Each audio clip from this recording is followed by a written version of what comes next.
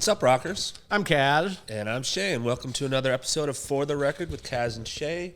Kaz, how are you? Nice to see you. I am doing You look scrumptious. I am doing good. I don't think I've ever said that about another man before, but you just look. I could take a big old bite of you. Oh, okay. I'm going to draw that line right here. Come on. There's so many lines in our lives, and we're always tiptoeing back and forth across the lines. We're just permanently gray lines. I guess so. So I guess this would be the third in our series of our top 5 musical experiences together.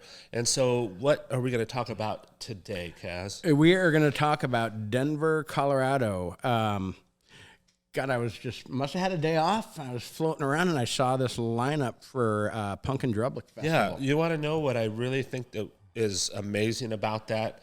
So you and I kind of have opposite schedules where you always have to get up really early to go to work. Right. So you maybe go to bed earlier than me. So one night I saw that same lineup too. Like, oh my God, Punk and Drublic, Denver. We should go to that. I'll text Kaz in the morning and ask him about that. And before I had a chance to text I beat you. You texted me. So we're on the same wavelength or whatever. So Punk and Drublic, a big punk rock festival. It was just such an undeniable lineup. There's, it would have been cheaper to do what we did as opposed to like individually sing these bands because so many great bands on it. It was our first time with Bad Cop, the Dwarves. Yeah, and we've seen together the Dwarves 15 times. Right, and we're always seeing them in a club, and that's great. They always tear it up. But this was going to be a festival, a bigger crowd, like an outdoor thing. I was really looking forward to seeing what they could do with that crowd, right? And they gathered it in and delivered. Yeah, and so it was especially exciting for me. Well, first of all, we hadn't done a trip like this for a couple years. COVID had kind of ruined all of our plans, so it had probably been since 2018 since we've had a chance to get away with it. And even with COVID kind of disappearing, there still was a lot of restrictions on just being able to see our friends and not being able to, because of the, certain like Live Nation have for bands, certain restrictions with COVID. So this was like the first one where it was kind of fun again. Yeah, and it was a personal, exciting thing for me since all the Shahans in my life were born in Colorado. I'm the only one that was not born in Colorado. And so I visited there, 7, 8, 9, 10 times as a kid, but I hadn't been back since 2000. Right. So I'm going back to Colorado, a punk rock show with my best pal, seeing all these bands that we really loved. Right. We mentioned 2 of them, and on top of that, it was the Circle Jerks, Pennywise, NoFX. Who else? It was like... we're forgetting somebody big. It was just amazing. There's so many great bands that were on that bill. And Suicide Machines. They were great. Killed it. And got the other one I am freaking brain farting on. Yeah, well, let's move past it. It'll come to us. So we decided we want to go to Denver. We want to do this show. And so, as always, it comes together quickly. But then you got us a photo shoot. Yeah, I've been in contact with Side One Dummy Records. My friend Lisa Johnson found out that I was going because she has me submitting photos for a new punk rock museum. So we're doing that. I don't know if they're going to use any of the photos or if they're going to be a part of it, what the plan is, but I figured this would be a great opportunity also, with my photo pass to shoot all these bands and add more to it because I really didn't have good NoFX photos. That was a nice one to add to the collection as more Dwarves photo, Bad Cop. And it's really nice just on a big stage with the Circle Jerks and stuff like that. And so then anyhow, so she got a hold of me and said, well, there's a band that Bill Stevenson from The Descendants just produced called Plasma Canvas, and they need photos for their new album. I was like, well, shoot, might as well. I'm here. Let's do it. That was pretty incredible. So we head out. The Punk and Drublic was on a Saturday afternoon, so we flew out pretty late on Friday, and then we got delayed at least an hour at the airport. But I don't know if you remember, but I think that we had one of the best all-time conversations in that airport. We just talked for 3 hours straight, just drinking and eating. It was just like the liveliest, funnest conversation. It was like, normally I hate when the flight was delayed, but we made it work. And then we got in at like 4 o'clock in the morning, went to a Waffle House. We got in pretty late, and I had been wanting to go to a Waffle House since I went to Augusta, Georgia a few years earlier, and my travel companion, he who will not be named, I can't steal that name, but he wouldn't take me to the Waffle House. I'm like, this is my chance. I'm going to eat the Waffle House, and I'm going to spite him and let him know how good it was. And then it was just sort of ho-hum, because we had to order and then eat it off the... They wouldn't let anybody eat inside, so we ate in the parking lot off the rental car, off the trunk of our rental car.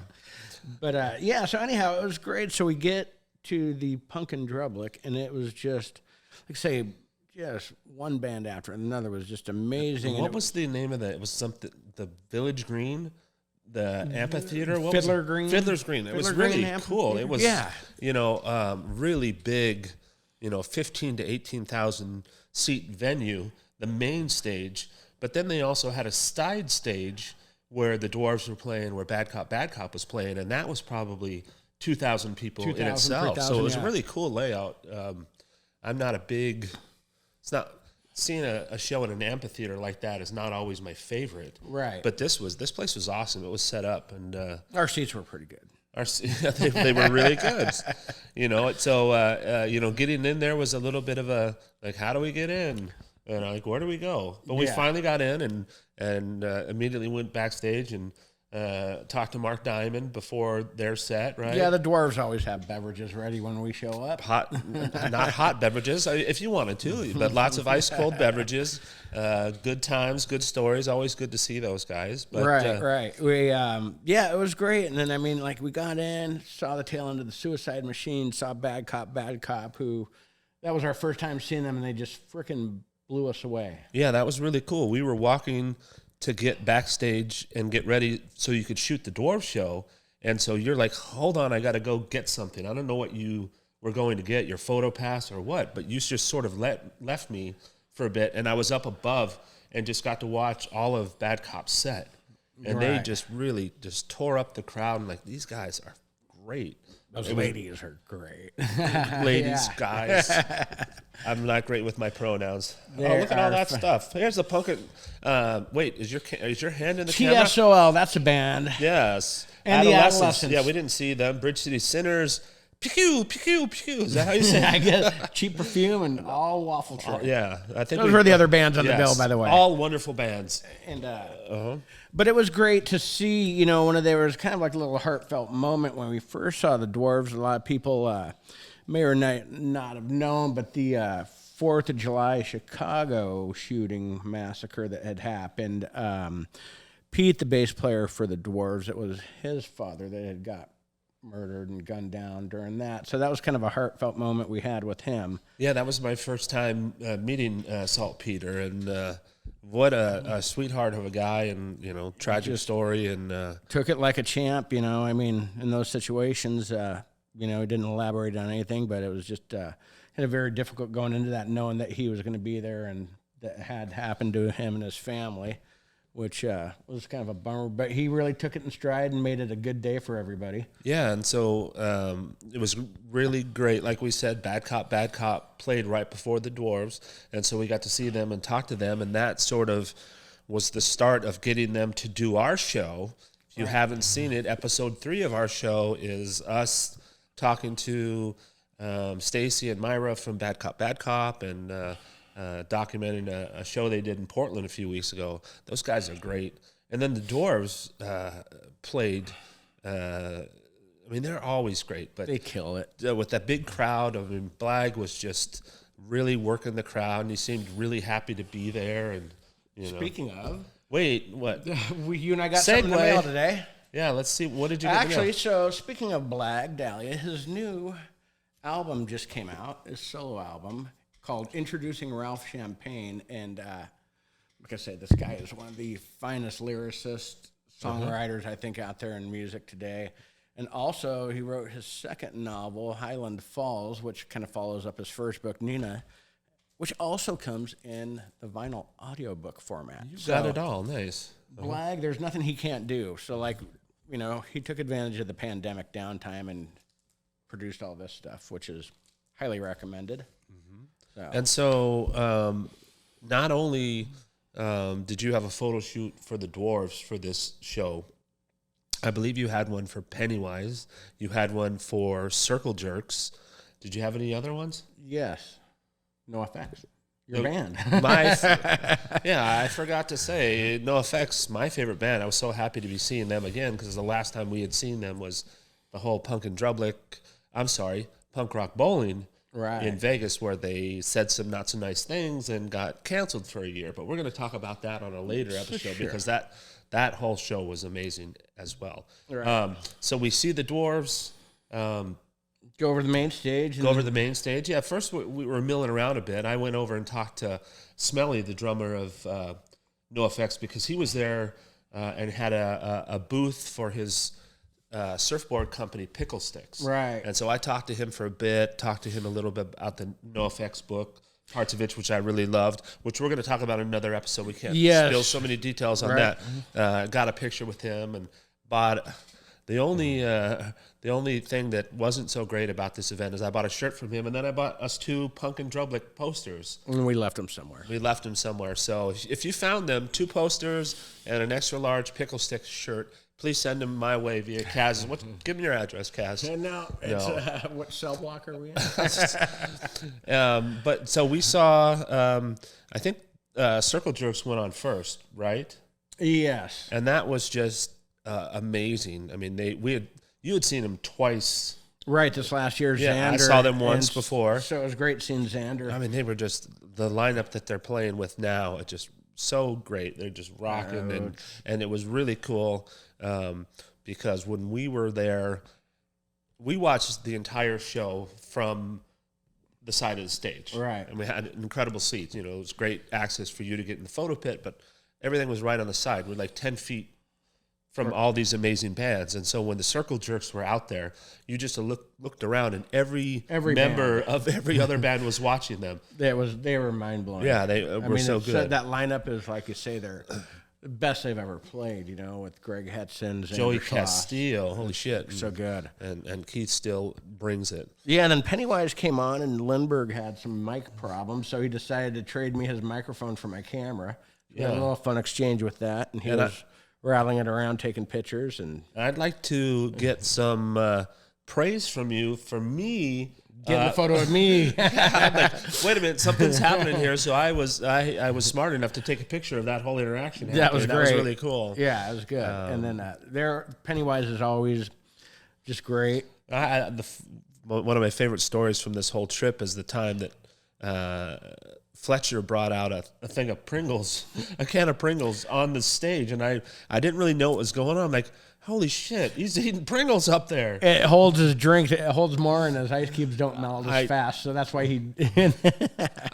And so after they were done, I'm like, hey, Fletcher, how are those Pringles? And he's like, I'm drinking out of here. And then he's like, you need to get an IQ test, and basically telling all the people around us, I had my get this guy an IQ test. So if you can ever have Fletcher, tell you that you're stupid, I mean, it's worthwhile. It's a compliment. It's a compliment. It is, because he's an intimidating individual. He is. He's a big old behemoth of a man, but he's got a soft heart. Doesn't have a soft head. Later on that night, I think there was a video of him putting his head through the wall, just enjoying some fun. He missed the drywall and hit the stud. Yeah. And hey, we've all been there, right? Yeah. Somehow we have. Yeah, and then so Pennywise played. We had seen them at that 300. Times. Just earlier the year, we saw them at a 300-seat place in Tacoma. Oh, yeah. When Rise Against canceled the part of the show. Anyways, but seeing them on that's the biggest crowd I think we've seen Pennywise with. It was really, really good. And then it was No Effects. And I was just sort of in utter awe because they, as I've mentioned probably on the show before, they have become my favorite band. I mean, I've always loved them, but over the course of the last couple of years, I've really gotten into them. And to me, they are the top of the top. I mean, they're so good. And so to watch them from the stage, which we hadn't done before, was so incredible. And it's really weird. I don't fashion myself as a singer. I always don't sing, right? I've said it on the show. I can't sing, and I don't think I know the lyrics to every NoFX song, but being on stage with them, I knew every lyric, and so I was just singing with it, and I'm like, these guys need a fifth band member, and I think it's going to be me. Yeah, you were going to take over. Yeah. And also cool about that show, we met some great people from your past. Yeah, my good friends Brian Baltazar, Jeff Arnold, we used to all be roadies together back in the day, and they live in Colorado, so it's just really cool. And I just recently, on my only night out of the hospital in Cleveland, Ohio, I saw Jeff Arnold on tour with Nashville Pussy, so that was kind of nice. Still, yeah, it's really cool being able to have that network and see all your friends in different places like Ohio and Denver. And yeah, and then he told us that about his the Outsiders house in Oklahoma. Yeah, he bought that, and he's like, Danny Boy from House of Pain had bought the original house from the movie The Outsiders, and they filled it up with the artifacts from the actual movie, like had an opening. C. Thomas Howell was there, and then they actually bought the house across the street for overflow, and they actually rented out as Airbnb. So look into that just for the shits and giggles if you're looking for kind of a fun, nostalgic thing to do. Yeah, well, he said, hey, you guys got to come out. He mentioned like a classic venue in Oklahoma. It's like, yeah, come out, do that, and then wind your way through Oklahoma or whatever. We can do that now. We've got a platform. We can do that on a show. Hey, we're going to Oklahoma. So yeah, that kind of capped that night off, and I was just so hell bent on, like I say, our whole like traveling always encompasses like cool record stores and food. So I kept telling John that we need to go to the Denver Biscuit Company. Yeah, but you need to tell a different part of this story there, because like when we decided we were going to go to Denver, you kind of looked up on the concert website. Oh, yeah, Polestar. Yeah. Like, who's going to be in town? Who could we see? Right. And then who did you see? Well, then I saw that Steve Miller Band was playing and Jimmy Vaughn was opening, and my buddy Billy Pittman is Jimmy Vaughn's guitarist, so I reached out to him. They were playing Red Rocks, which was top of my bucket list. I wanted to always shoot a show at Red Rocks Amphitheater. And I had never been there before, but so that was like, hey, this might happen, but we don't know. It might happen, right? It was kind of hit or miss because Billy had COVID for a while, and he wasn't sure if he was going to make the show. But long story short, we were kind of making plans on not going. Yeah, And as we were doing that at breakfast, my phone rings off. He's like, "Got your photo passes, got your tickets." Sweet. Yeah. So anyhow, so that was kind of exciting, Yeah, but we got to, this. We've talked about going to Southern California and all the things that we did in Southern California, right? That one trip. This was a little less of us being busy. We had a lot of free time to actually explore Denver and do some things. And it's so beautiful. We had such a good time. So yeah, we hit Denver Biscuit Company in the morning. That was delicious. I got the Franklin, which is just, we'll put a picture. It's not good for you, but it's good for you. Yeah, I couldn't finish mine, and you were like, "Let's have another," and you were, I was kind of bullshitting that, You were, leading me on. Yeah. Like I say, for an eatery, Colorado's got great places to eat, and I would highly recommend Denver Biscuit Company. I think there's 4 of them, maybe something like that. But do it. We went to a couple of great record stores. We went to Twist and Shout. We didn't really do as well there as we had hoped. Right, but Wax Trax was good great. selections. We both got some great albums from there. A couple of handsome, almost sexy T-shirts. Sure. And that has the little 45. What do you actually call that? It was like the old, little 45, the adapter. The adapter, which we've used in our logo because we're smart like that. Right. Yeah, and so we did all this stuff. We started out in the tech. What were we staying in the tech? Rhino District. Well, where do we start for the Punk and Drublic? The Tech Center. Tech Center. And so we're like, there's nothing to do out there. Yeah, so we switched over, tried to find a hotel. We only booked hotel for 2 nights, and then we're like, we'll find something else. And lo and behold, the Rhino, the River North District. Yes, and what's great about Brian and I and how we never really get in arguments or disagreement. It took us a while to find a hotel, just looking downtown Denver. We're like, that's fine. We'll go to the next one. That's fine. We can't get one here. And yeah, it was tough. And then, like I said, finally the Rhino District and our hotel had a rooftop bar restaurant. It couldn't have done better. And if you haven't been to the Rhino District, it's very cool to go down there. A lot of cool markets, a lot of microbrews.